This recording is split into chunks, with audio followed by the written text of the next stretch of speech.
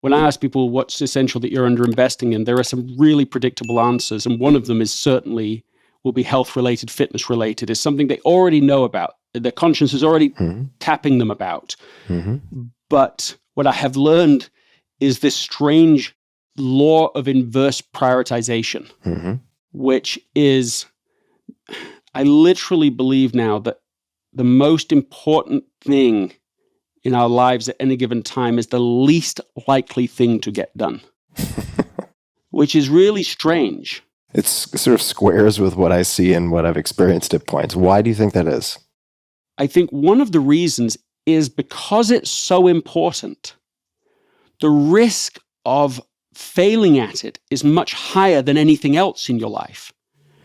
So it adds to this procrastination feeling. Performance anxiety. Yes. In a sense. Very high performance anxiety around that important thing, because doing something about it shows that you can fail, or might show that it doesn't work. It doesn't work. And now we'll be back to the beginning on this thing that's so high stakes. And then the more important the thing is, the more vulnerable it is. So then, you want to avoid, we all know that courage is a virtue, but courage always feels terrible. I mean, like, it is an awful feeling. It's not like you imagine when you see other people being courageous. Well, courage doesn't exist without the prerequisite of fear, right? Like, courage does not, it's you feel fear and you do the thing anyway. Like, without the fear, courage as a word and concept doesn't apply.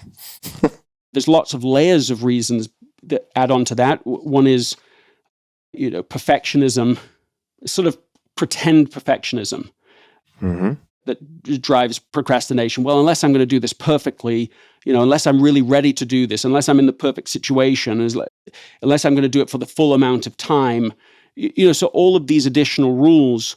I think I've basically set myself up to fail with the number of check boxes, right? Like the perfect length. And as we're talking about this, just in terms of, I'm skipping to the end, we haven't hit number 2, which I'm sure I've got plenty, but in terms of making it effortless, it's just like, and I've done this in other areas too, it's just scale it down, right? Don't eliminate the session. If it's 10 minutes, it's 10 minutes instead of an hour. But don't put a lot of zeros on the calendar in terms of missed training sessions. It's like, if it's got to be 5 minutes, it's got to be 5 minutes. But like 60 can be the ideal, but what's not allowed is 0. It's having a maximum and minimum. Like, it's a lower bar, but also the higher bar, like a limit on both.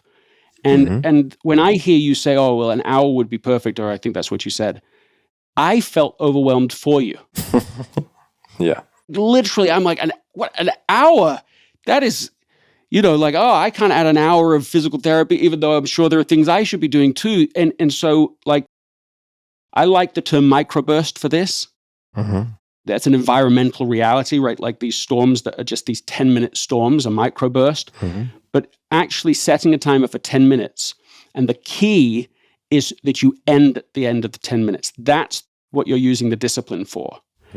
And you say, okay, I'm going to do that 10 days in a row, 10 minutes. And when it hits 10 minutes, I'm done. So that the next day, this is small. Yeah. I really will end when it says so, and therefore I'll carry it on. And there's almost no end to the application of that. I was just reflecting on this as I was finishing this journal. I need to get the next one. This is like in January, that will be 14 years that I've kept a journal, and I don't think I've missed a day. I might have done, if I went through it all, but I don't think I have. But the reason is because my upper bound when I first started was 5 sentences, and my lower bound was 1 sentence. And even now, I'll be like, okay, 1 sentence again. I'll just do a tiny amount, then we'll be back on board.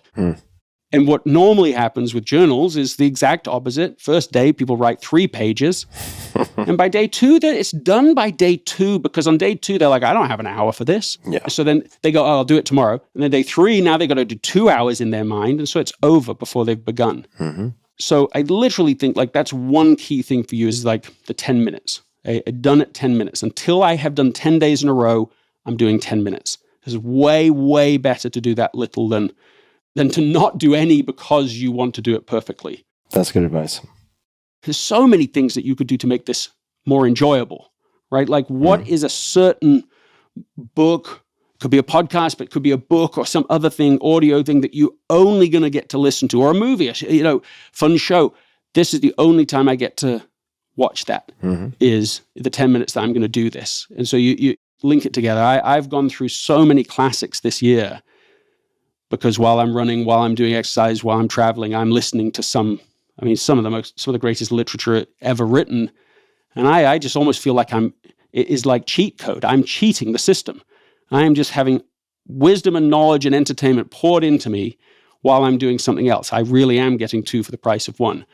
And so that's another way to do it. You could have a forcing function where if you don't do it, we've heard these things before, but if you don't do it, then you have to, pay a certain amount to a charity or to a political party not of your choosing, or you can create these forcing function bets. I had somebody who had a really important trade-off they were trying to make, and their penalty for not making the trade-off would be their favorite wine was $300 a bottle, is some, I don't know wine, he would have to pour down one glass of it if he didn't complete it on this day. That was his forcing function. And that was so painful for him that it really gave him an excuse. I mean, it's a fun excuse, but an excuse to be on track and to be consistent. So, there's all sorts of things that we can do. Even you publicly talking about it here. Okay, well, now everybody knows. I mean, all of these things are to try to stack the decks in your favor